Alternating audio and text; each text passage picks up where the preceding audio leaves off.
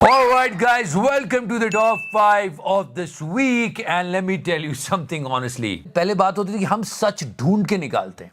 आजकल तो लोग बिल्कुल बेसिक पे आ गए. वो तो बस चाहते हैं कि हमको न्यूज ही बता दो न्यूज चैनल वालों. दलाल जो भी सोर्स एक ऑथेंटिक बात करता है उसको लोग आजकल सच में फॉलो करने लगे, क्योंकि वो कम से कम बात तो कर रहा है कुछ और. न्यूज में तो कुछ और ही चलता रहता है. अब वही चीजें लेकर आते हैं जो गोदी मीडिया नहीं चलाता है. If you like this series, please press subscribe and share the video. तो करना. And before anything else, I just want to wave Modi ji. Hello. We love and respect our Prime Minister. And most of the people are asking me कि मोदी जी किसको wave कर रहे हैं. वो मुझे wave कर रहे थे. और अगर चलो मैं भी नहीं था वहां पे तो मछलियों को वेव नहीं कर सकते क्या? He's just saying hi to fishes. Hello, how are you? I am under the water. Please help me. Here too much raining. Well, yeah, that was a photo shoot video. It was going viral this week, but that's not important. The important thing is कि yes, re-exam हो रहा है. Now the re-exam will happen, but during this entire time, how our media was reacting. You won't believe some people are saying कि ये students पढ़ाई लिखाई करते नहीं है, अच्छे नंबर ला नहीं पाते, अच्छा एग्जाम जाता नहीं है, इसलिए री एग्जाम का बहाना देके फिर से बैठना चाहते, जो कि बहुत गलत था. दिस वीडियो वेंट वायरल जहां पर लिटरली गोदी मीडिया वालों को धक्के देके निकाला गया. ये तो मीडिया की रह गई है यार.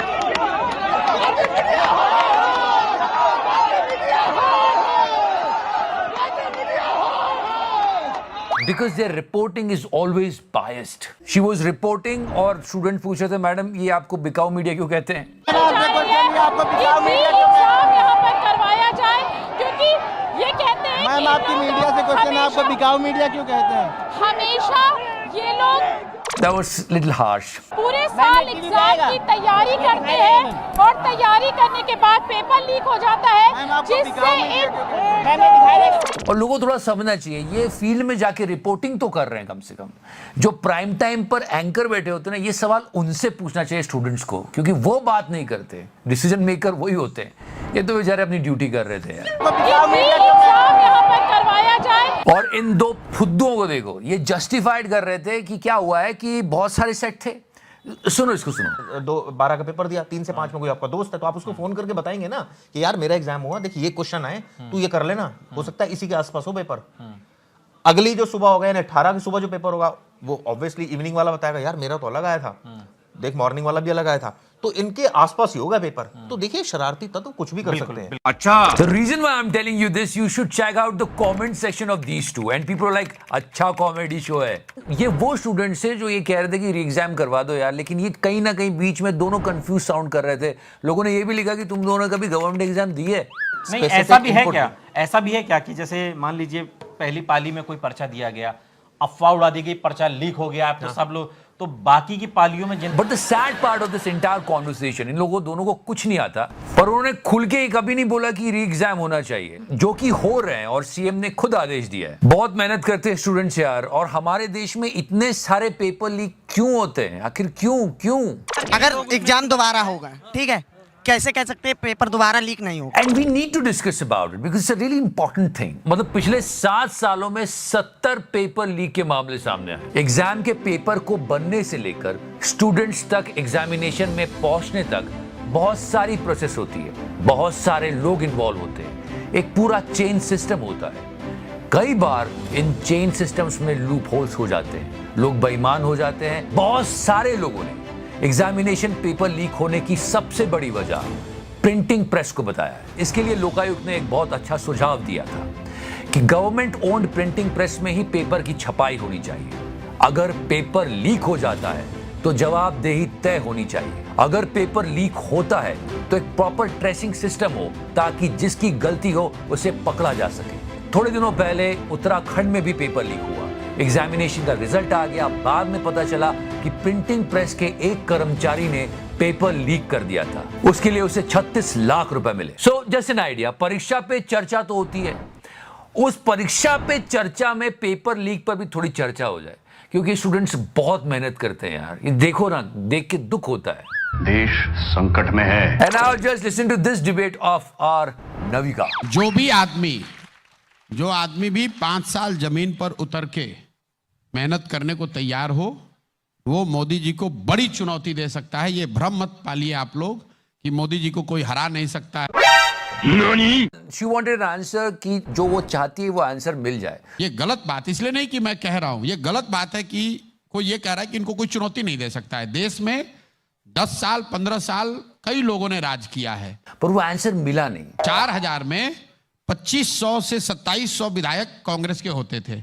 आज भाजपा के बहुत अच्छे जब टाइम होते हैं तो 1600-1700 विधायक होते हैं।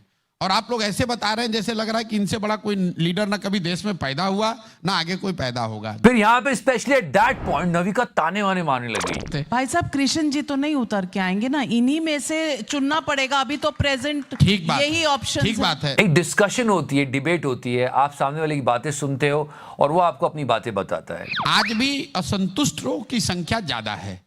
अब उन असंतुष्ट या जो उनसे सेटिस्फाइड नहीं है, जो उनसे मेस्मराइज नहीं है, उनको जो भी गैल्वेनाइज कर ले with right narrative, right framework, वो मोदी जी को चुनौती दे सकता है। Mr. Prashant Kishore is actually a really important person as far as Indian politics is concerned. पर वो सुनने को ही तैयार नहीं, वो तो कह रही है बस आप ये बोल दो कि मोदी जी जीत रहे। जवाब मिल नहीं रहा था, गुस्सा आने लगा, आवाज ऊंची हो गई। का जवाब दिया या नहीं दिया, पहले तो ये बता दीजिए। आपने नहीं दिया। उसके बाद बहुत ही काम वे में मिस्टर प्रशांत किशोर ने आंसर दिया। अब आप बताइए। आपने ये कहा कि कृष्ण भगवान को आना पड़ेगा, मैं उस पर उल्टा कह रहा हूं कि किसी को ऊपर से आने की जरूरत नहीं है। इस देश में इतने लोग काबिल लोग हैं।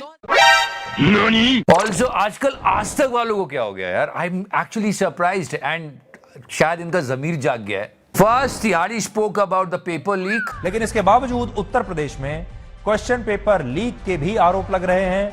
Then they are actually talking about Bihar में जो लोग प्रोटेस्ट कर रहे हैं। और अब रुख बिहार का, जहां नौकरी मांगी तो चली लाठियां। ग्राम रक्षक दल ने स्थायी नौकरी की मांग को लेकर पटना में बीजेपी दफ्तर के बाहर प्रदर्शन किया। यही नहीं, और सुनिए, भारत जोड़ो न्याय यात्रा को भी कवर कर रहा है आज तक कि पैसे वैसे नहीं चाहिए लोगों को। भारत जोड़ो न्याय यात्रा अलीगढ़ से गुजरते हुए अपने 43वें दिन आज क्लाइमैक्स मोड पर नजर आएगी, क्योंकि अभी आपको प्रियंका गांधी।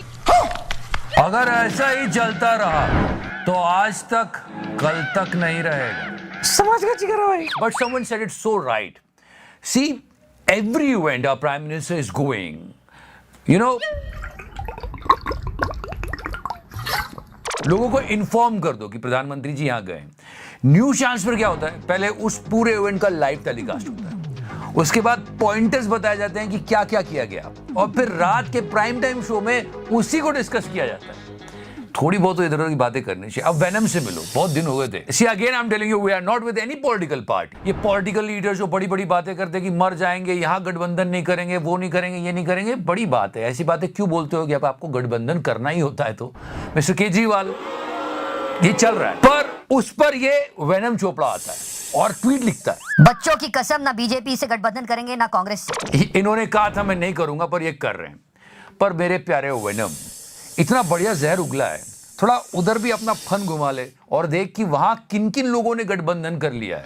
एनसीपीशी राष्ट्रवादी काँग्रेसची युती होणं शक्यच नाही, नाही नाही नाही। अच्छा, मतलब सब पार्टी छोड़ छोड़ के अपनी पार्टी तोड़ तोड़ के ज्वाइन कर रहे हैं। बात कुछ नहीं बोलता। So this is all going on. Again I am telling you, हम किसी पार्टी बूटी के साइड नहीं है। अगर मीडिया अपना काम पूरी ईमानदारी से करेगा तो देश का भला होगा, देश के लोगों का भला होगा। जय हिंद, वंदे मातरम, भारत माता की जय।